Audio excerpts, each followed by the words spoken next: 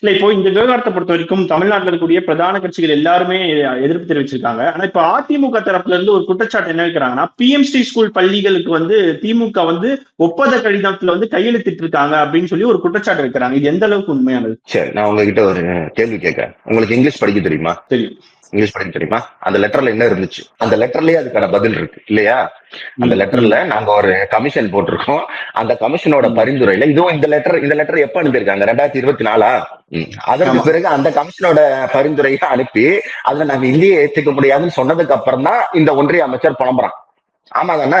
அப்புறம் எதுக்கு நீ அதை தூக்கிட்டு வர்ற? உனக்கு ஏதாவது லாஜிக் இருக்கா? உனக்கு ஏதாவது அறிவு இருக்கா? 2024 ஒரு லெட்டர் போடுற, அந்த லெட்டர்ல நாங்க இந்தியை ஏத்துக்கிட்டோம்னு நீ சொல்ற. ஏத்துக்கிட்டா ஒன்றிய அமைச்சர் ஏன் புலம்புறான்? உன் கூட்டாளி ஏன் புலம்புறான்? நீ ஏத்துக்க மாட்டேங்கிற, நிதி தர முடியாது ஏன் புலம்புறான்? உனக்கு ஏதாவது மண்டையில அறிவு இருக்கா? உங்க கட்சியில எல்லாருமே எடப்பாடியா? எல்லாருமே சிடி சண்முகமாடா? இந்த இன்னொன்னு தெரியுமா? இந்த ஏடிஎம்கே ஐடி விங் மாதிரி எடப்பாடி வந்து அழிக்க போற ஒரு ஐடி விங் எதுவுமே கிடையாது. இதுக்கு முன்னாடி ஒரு நியூஸ் எடுத்து போடுறாங்க. நியூஸ் எடுத்து போட்டு அதுலயே 2018 இருக்கு. 2018 இந்த மாதிரி ஏதோ நடந்துச்சுன்னு சிஏஜி அறிக்கையை போடுறாங்க. நஷ்டமாச்சு அதாச்சுன்னு போட்டு திமுகவின் லட்சணத்தை பாருங்கன்னு போடுறாங்க. அவங்களுக்கு தெரியல 2018 அதிமுக ஆட்சி. இந்த அளவுதான் அதிமுக ஐடி விங் என்பது மடையர்களுக்காக மடையர்களை நடத்துகிற ஒரு ஐடி விங். இதுல நான் வந்து அதிகபட்ச வார்த்தை யூஸ் பண்ணல. ஒரு மடத்தனமோ தடித்தனமோ சேர்ந்தவங்க மட்டும்தான் இப்படி ஒரு லெட்டர் எழுதி கொடுக்க முடியும். நான் ரொம்ப சிம்பிளா லாஜிக் கேட்கிறேன். நீ திமுக அரசு இந்தியை ஏத்துக்குச்சுன்றா, அப்புறம் எதுல ஒன்றிய அரசு நீ ஏத்துக்கிட்டாதான் காசு தருவேன்றான்? உனக்கு அறிவு வேணா? நீ ஒன்னே எங்களை பார்த்து கேட்க, அவனை பார்த்து கேளு. ஒத்துக்குச்சு இல்ல காசு கொடுன்னு கேளு. இல்ல எங்களை பார்த்து என்ன உங்க லாஜிக்கே இல்லையடா.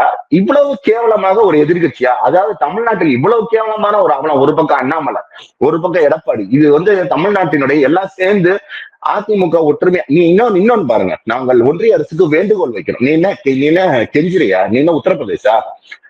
29 பைசா கொடுத்துட்டு 2 ரூபா வாங்குறதுக்கு நீ என்ன உத்தரப்பிரதேசா? உத்தரப்பிரதேசனா கெஞ்சி. நீ தமிழ்நாடு.